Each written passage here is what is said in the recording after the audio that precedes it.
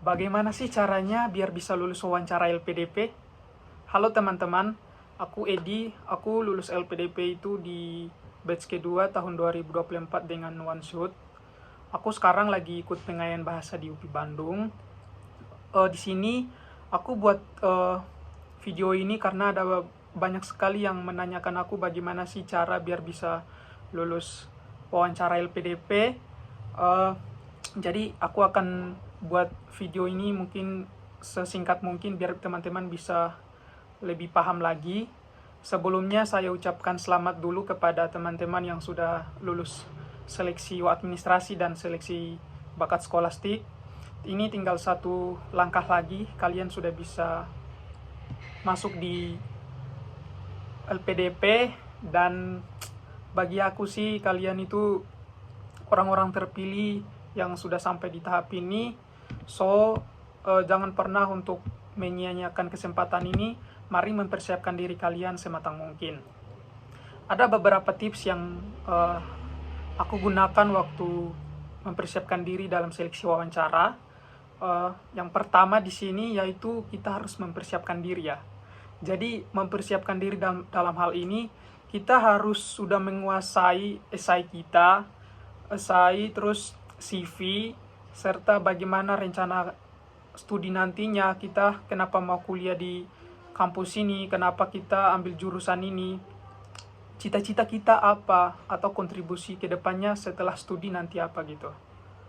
Teman-teman, ini merupakan hal mendasar yang harus disiapkan karena ini merupakan pertanyaan-pertanyaan yang sesuai dengan pengalaman aku kemarin itu ditanyakan. Jadi teman-teman harus mempersiapkan ya hal ini sematang mungkin. Kemudian yang kedua itu teman-teman harus percaya diri. Ya dari cara ngomong aku kan kayak gitu kan. Nah, kepercayaan diri itu teman-teman harus bagaimana melatih diri untuk menjawab pertanyaan itu. Jangan kebanyakan yang itu gimana ya, kalau pewawancara mungkin sebagian ada beberapa orang yang tidak menggubris hal itu, tapi ada beberapa orang yang mungkin bisa saja risih dengan hal tersebut karena mengganggu gitu. Jadi harus percaya diri dengan lantang aja jawabnya. Kemudian teman-teman harus tetap tenang dan fokus. Ini tips yang ketiga ya. Jadi setegang apapun keadaan wawancara itu, situasinya bagaimana, teman-teman tetap harus tenang dan fokus. Pertanyaan yang dilontarkan oleh pewawancara, teman-teman, kalaupun teman-teman itu tidak tahu jawabannya, bahkan bingung mau jawab apa, yang pertama teman-teman harus tenang dulu. Terus kalau tips dari aku sih, kemarin aku sempat ada beberapa pertanyaan yang sebenarnya aku tidak siapkan, jadi itu pertanyaannya di luar esai dan CV aku.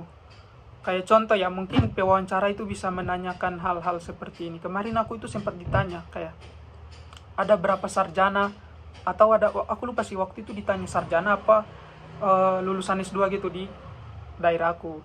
Itu sebenarnya pewawancara lagi menguji kemampuan analisis juga ya. Tapi hal ini kan aku waktu itu tidak siapkan. Jadi ya itu, tetap tenang dan fokus, tetap senyum, tarik nafas, terus jawabnya jangan apa ya, harus jujur. Pertama itu kejujuran itu harus yang pertama. Oke, tips yang keempat yaitu metode atau cara menjawab pertanyaan. Jadi wawancara LPDP ini merupakan langkah akhir, sehingga teman-teman itu harus menyiapkan metode atau cara yang sangat terstruktur untuk menjawab pertanyaan. Nah, rekomendasi dari hampir semua award di LPDP itu, mereka selalu merekomendasikan untuk menjawab pertanyaan itu menggunakan metode STAR. Jadi metode STAR itu teman-teman secara sederhananya teman-teman menguraikan, memperkenalkan dulu. Kayak contoh ya, ditanya kenapa ingin menuliskan tesis tentang ini, atau judulnya kenapa ini ya, teman-teman harus menguraikan secara terstruktur. Kemudian tips yang terakhir, tips yang kelima, yaitu teman-teman itu harus menunjukkan kepada pewawancara komitmen. Teman-teman itu punya komitmen untuk berkontribusi kepada Indonesia atau di daerah teman-teman.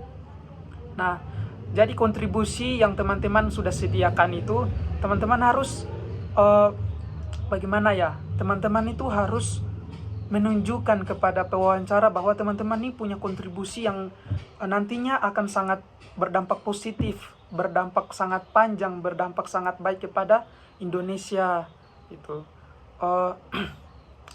Kalau dari aku kemarin sih, aku menyusun kontribusi aku itu menggunakan beberapa rencana kontribusi dengan jangka waktu. Ini terpulang juga kepada teman-teman, bagaimana rencana kontribusi yang sudah teman-teman sediakan. Harapan dari aku sih, teman-teman harus harus belajar lagi, menyiapkan, dan harus banyak latihan untuk hal tersebut. Oke ya. Ini merupakan beberapa tips dari aku. Semoga tips ini bisa bermanfaat bagi teman-teman semua. Pesan dari aku, wawancara ini merupakan seleksi akhir, langkah akhir yang teman-teman akan lalui.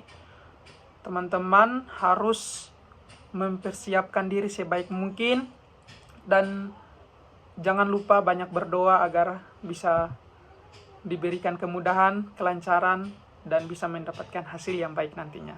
Sekian dan terima kasih. Sampai ketemu di video selanjutnya.